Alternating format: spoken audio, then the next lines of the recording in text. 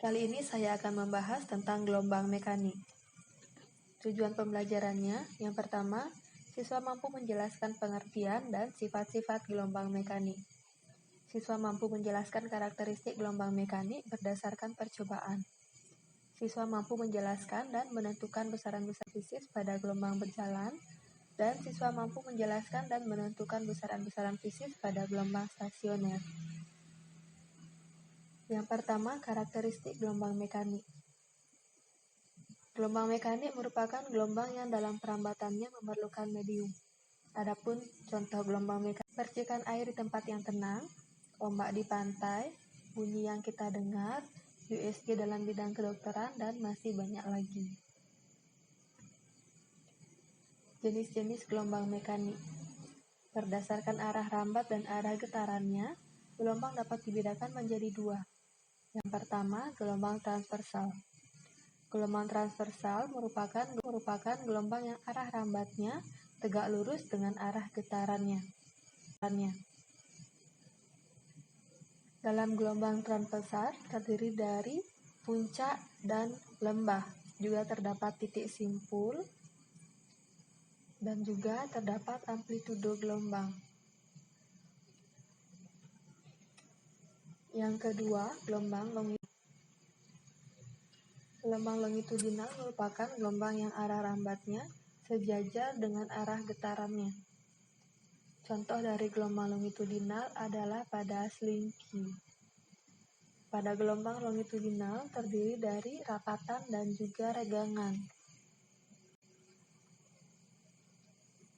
Yang kedua, sifat-sifat gelombang mekanik. Yang pertama, dapat dipantulkan atau refleksi.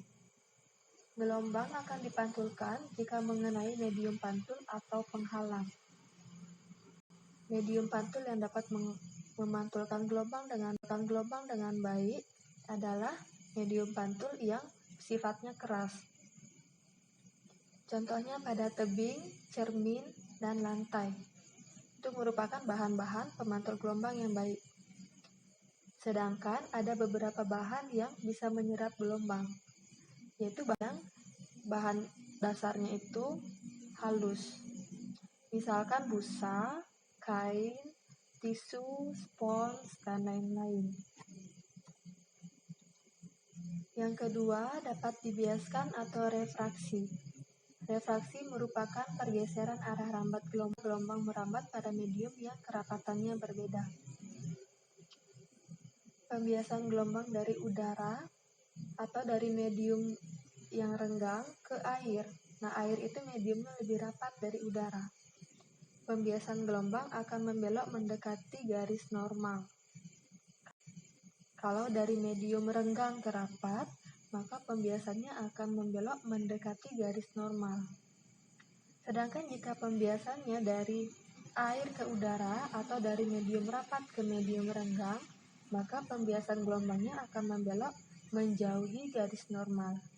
Peristiwa refraksi yang sering kita temukan dalam kehidupan sehari-hari, misalkan pada pensil yang terlihat patah jika kita masukkan ke dalam air pada tempat yang bening, misalkan pada gelas yang diisikan air. Jadi pensil akan terlihat seperti patah. Atau misalkan pada danau atau pada kolam yang jernih, maka kita akan melihat bahwa air kolam atau air danau akan terlihat lebih dangkal. Itu karena adanya refraksi gelombang. Yang ketiga, dapat dipadukan atau interferensi. Interferensi ada dua, yaitu interferensi konstruktif dan interferensi destruktif. Interferensi konstruktif merupakan perpaduan dua buah gelombang yang saling menguatkan karena memiliki fase yang sama. Misalkan seperti pada gambar, terdapat dua buah gelombang yang fasenya sama, maka hasil perpaduannya, gelombangnya akan lebih keras dan lebih tinggi, lebih jelas. Sedangkan pada interferensi destruktif, itu perpaduan dua buah gelombang yang saling melemahkan karena memiliki fase yang berbeda. Dua buah gelombang yang fasenya berbeda, maka hasil interferensinya gelombangnya akan menjadi lebih lemah. Contoh interferensi yang sering kita lihat dalam kehidupan sehari-hari adalah perpaduan tetesan-tetesan air pada air yang tenang, misalkan tetesan air hujan pada danau. Yang keempat, dapat disebarkan atau difraksi. Penyebaran gelombang terjadi ketika gelombang melewati suatu celah yang sempit.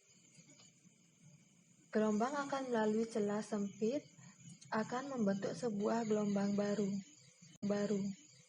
Semakin sempit celah yang dilewati gelombang, difraksi yang terjadi akan semakin tampak.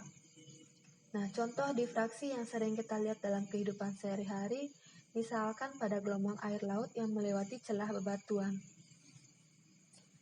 Pada gelombang air laut, sudah terdapat gelombang yang besar, lalu memasuki celah bebatuan atau celah sempit, maka akan membentuk gelombang baru.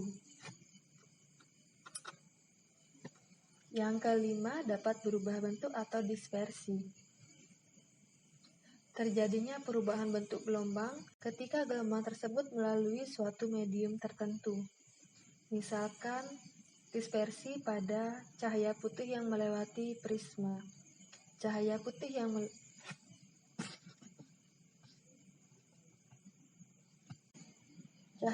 yang melewati prisma akan membentuk beberapa warna-warna yang sering kita sebut sebagai pelangi. Gelombang cahaya putih akan menjadi berwarna ketika melewati prisma, misalkan pelangi. Pelangi akan terlihat berlawanan dengan arahnya sinar matahari. Misalkan pada pagi hari, pelangi akan terlihat di sebelah barat. Sedangkan pada sore hari, pelangi akan terlihat di ufuk timur.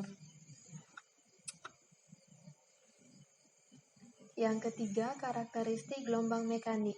Yang pertama, panjang gelombang atau lambda. Pada gelombang transversal, satu lambda atau satu panjang gelombang itu terdiri dari satu bukit dan satu lembah. Jika pada gambar, satu lambda terdiri dari titik A ke titik E. Itu kalau titik A itu setengah bukit. Titik E juga setengah bukit, jadi hasilnya dia satu bukit. Dan juga C itu satu lembah. Atau bisa dari titik F ke titik J. Titik F ke titik J terdiri dari satu lembah dan satu bukit. Dan itu disebut sebagai satu panjang gelombang atau satu lambda pada gelombang transversal.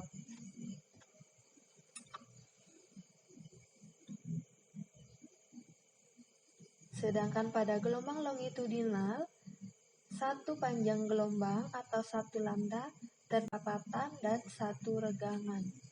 Misalkan pada gambar, dari A ke B itu disebut rapatan, sedangkan dari B ke C itu disebut regangan. Sehingga satu lambda untuk gelombang longitudinal dari titik A sampai titik C. Atau bisa juga dari titik B ke titik D. Yang kedua, periode gelombang atau T.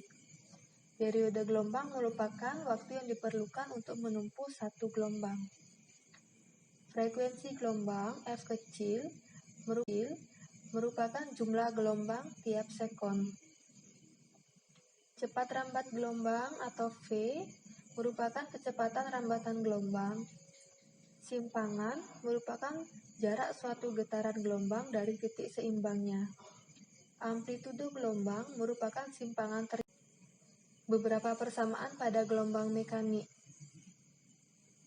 T besar sama dengan T kecil per N, atau T besar sama dengan 1 per F.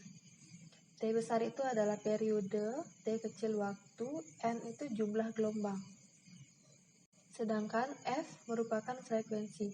Jadi periode sama dengan waktu per jumlah gelombang, atau periode sama dengan 1 per frekuensi.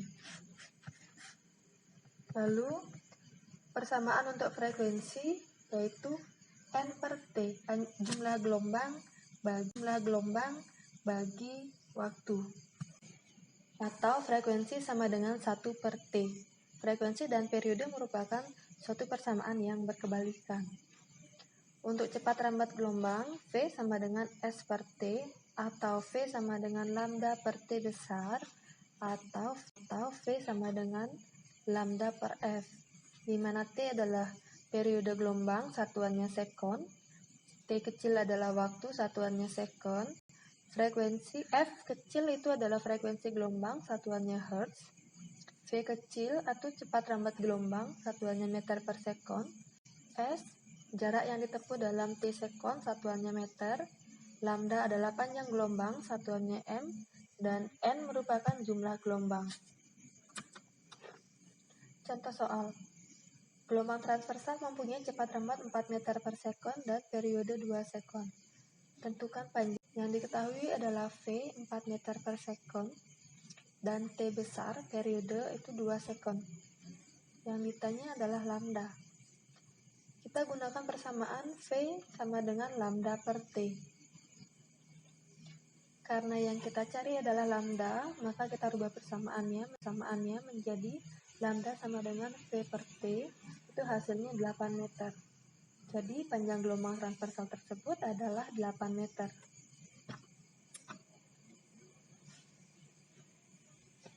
Yang kedua, gelombang longitudinal sepanjang 4 meter mempunyai 2 rapatan dan 2 regang. Jika frekuensi gelombang 6 Hz, tentukan cepat rambat gelombang. Yang diketahui L, panjang dari seluruh dari gelombang itu adalah 4 meter. N, jumlah gelombang itu adalah 2, karena terdiri dari dua rapatan dan 2 regangan. Sedangkan frekuensinya adalah 6 Hz. Yang ditanya itu V, cepat rambat gelombang. Penyelesaiannya, N kali lambda sama dengan L. Jadi, panjang dari gelombang itu, panjang total dari gelombangnya merupakan 2 kali lambda. 2 kali lambda sama dengan 4. Sehingga lambda, satu panjang gelombang itu panjangnya 2 meter. Lalu kita gunakan persamaan untuk mencepat. V sama dengan lambda kali F. V sama dengan 2 kali 6, hasilnya 12 meter per sekon. Sekian untuk video kali ini, sampai ketemu di video selanjutnya.